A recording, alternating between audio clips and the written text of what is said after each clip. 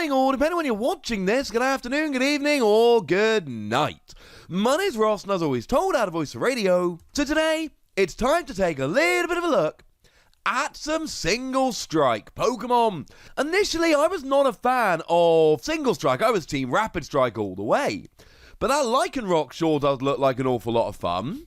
And I showed you that Umbreon there the other day, and actually, the more I think about this, the more I'm starting to think maybe, just maybe, I actually do like single strike Pokemon.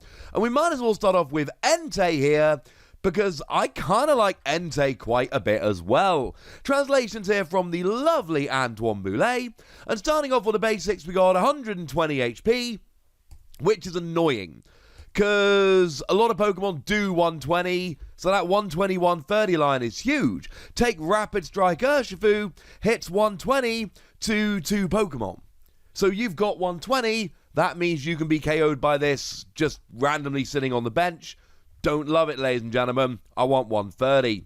Retreat cost of 2 does at least give free retreat with Air Balloon, so that is, I suppose, something.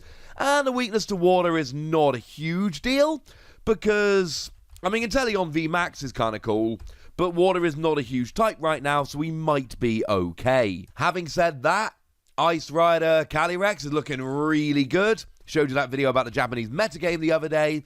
But having said that, they will pretty easily get a one-hit KO on you anyway, so I don't think it's going to really matter. As for being a fire Pokemon, you do hit weakness on Zacian, and that is kind of cool, and any grass Pokemon that might be running around, but you've lost a lot of your tricks like Welder, so it's a lot less fun than it used to be. Now, the first attack here is really the one which interests us. 1 fire, 1 colorless energy, 10 damage, plus 10 more damage for each damage counter on all of your benched single strike Pokemon, i.e. it does not add damage for any damage counters that are on Entei. It is only on your benched single strike Pokemon that this will actually make a difference. But still, this can add up really, really quickly. I mean, okay, we're going a bit extreme here, but take single strike Urshifu V Max. Well, you're coming in here rocking 320 HP. And that's before your KO. You've actually got 330, but you can take 320. So if you've got like 4 of them on the bench, that's almost 1,300 damage. Now, obviously you're not going to need to do that much, but that's kind of my point here. You can just build up damage on your bench. And there's ways to do so. I mean, the best way, of course, is Houndoom. Houndoom, remember's got that ability that lets you attach a single strike energy from your deck to one of your Pokemon, single strike Pokemon, and then put 2 damage counters on them. And single strike energy will mean you do an extra 20 damage, which is always a good thing. But here you're also putting extra damage on potentially your bench Pokemon, which is then going to do more damage, which is then going to be a good thing. And really here, it's all just about how much damage you can get on. I mean, Spikemuth is good, although you always have to draw a little bit of a balance here. Obviously, if you put too much damage on your bench Pokemon, they're going to be super easily KO'd, and that's going to be a bit of a problem. But this has huge potential, and obviously it's a 2 energy attack, but you can use single strike energy to pay the colorless. Remember, single strike energy does not pay fire, and as it stands at the moment, we have had an official ruling from Japan that impact energy that would or does provide fire cannot be accelerated with Houndoom. Does stop you being poisoned, but can't be accelerated with Houndoom.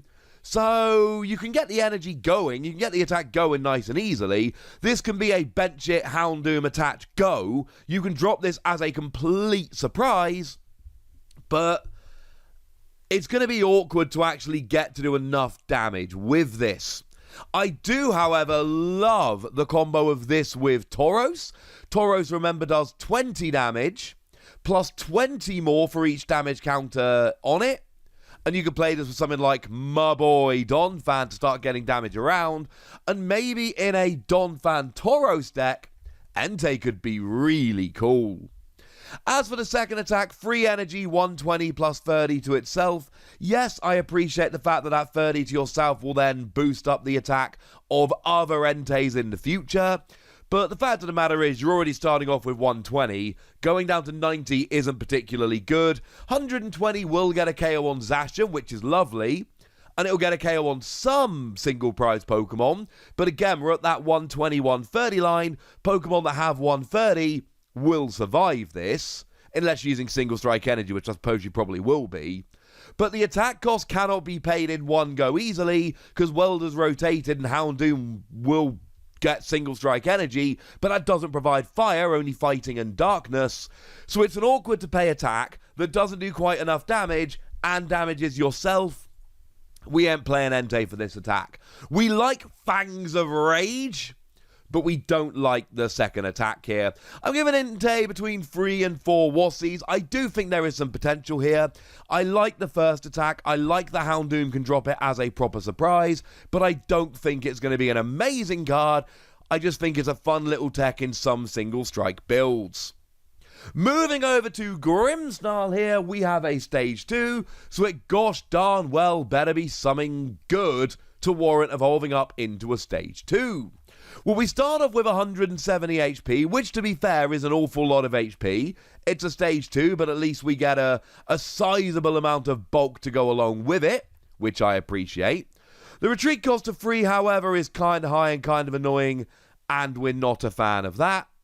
Weakness to grass, yeah, I'm cool with that. Grass weakness really isn't one that worries me very much at the moment. Grass decks just aren't really around. Grass is just not a powerhouse type at the moment, so I think we're probably going to be okay. As for being a darkness Pokemon, you are hitting weakness against Shadow Rider Calyrex V Max, which of course is like the best Pokemon in the game, or at least one of them. So you are hitting a phenomenal weakness here, which is pretty gosh darned awesome. But are the attacks actually any good and worth getting excited about? Well, 1 energy, 60 damage, no. Now look, you give this to me on a basic Pokemon, and what I'm going to do is I'm going to play Vitality Band. And now I'm hitting 70 damage.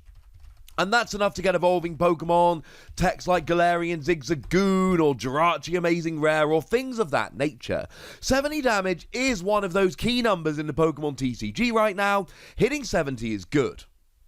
But the thing is, firstly, this doesn't hit 70. This hits 70 if you end up adding damage, which is a lot different.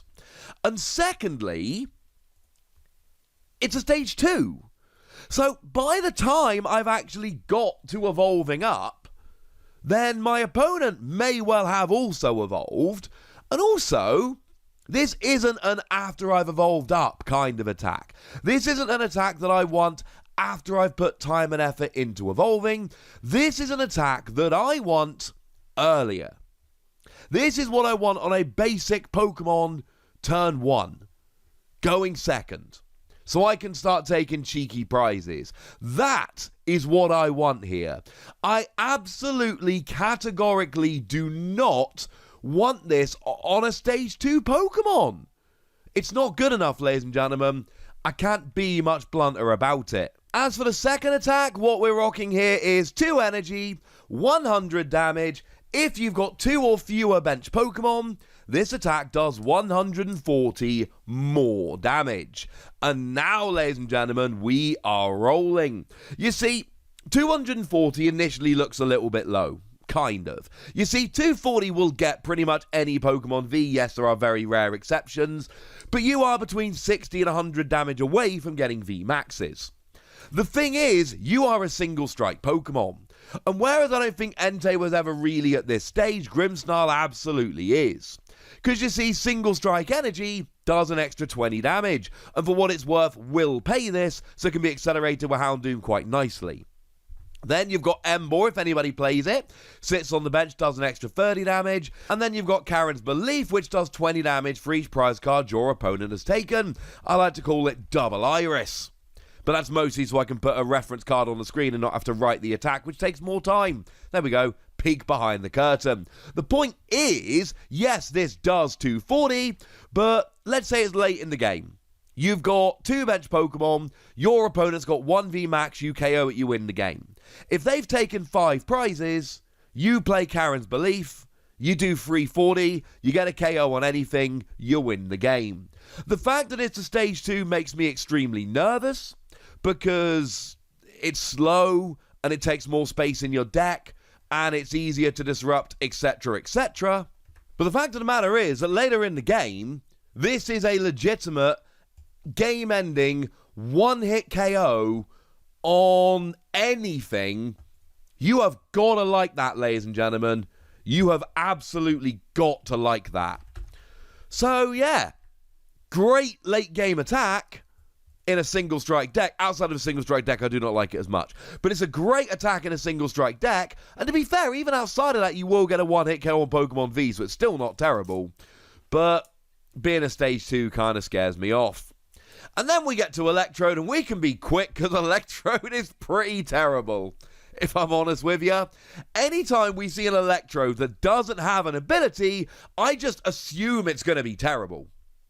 And honestly, I know what they say about people that make assumptions, but honestly, kind of works out quite nicely. If we look at the Electrode, the most recent one that came around in Vivid Voltage, it lets you knock it out and attach it as a couple of lightning energy. It's actually seeing a bit of play and success at the moment. Look at the one from Team Up that lets you move your lightning energy around the field. That can be kind of cool. The one from Plasma Freeze that lets you draw until you have 4 cards in your hand. Electrode that have abilities tend to be really good. Electrode without abilities tend to be, well, for risk of using a slightly mean phrase, hot garbage. And this is not a good card.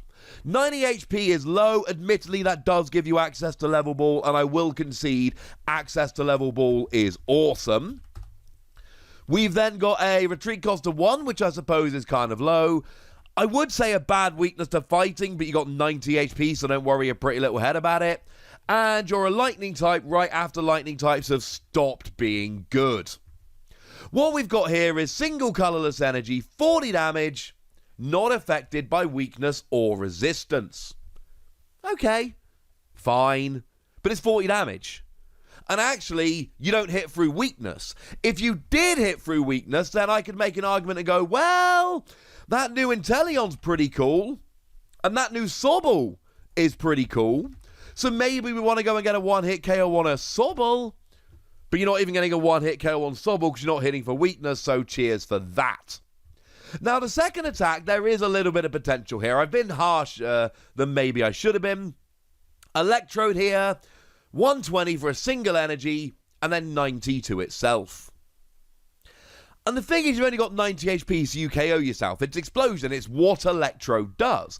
If we look at this in relation to the video games, it is extremely thematically appropriate. But it means I'm giving up a prize to do 120 damage. And look, you can look at this and go, oh, stage 1 Pokemon single energy, 120 damage. That's like catnip to me, ladies and gentlemen. Because I've been doing that for the past 2 years with Excadrill. But Excadrill just discarded the top 4 cards of your deck. It didn't give up a prize. I love doing that with Donphan, but Donphan just does 20 to each of your bench. It doesn't give up a prize, and they're hitting for much better weakness. I am fine with single energy 120, but not if I'm giving up a prize. And yeah, fine. You can play something like Big Charm. And Big Charm will give you an extra 30 HP so you don't get KO'd. There are ways of increasing your HP so you survive this.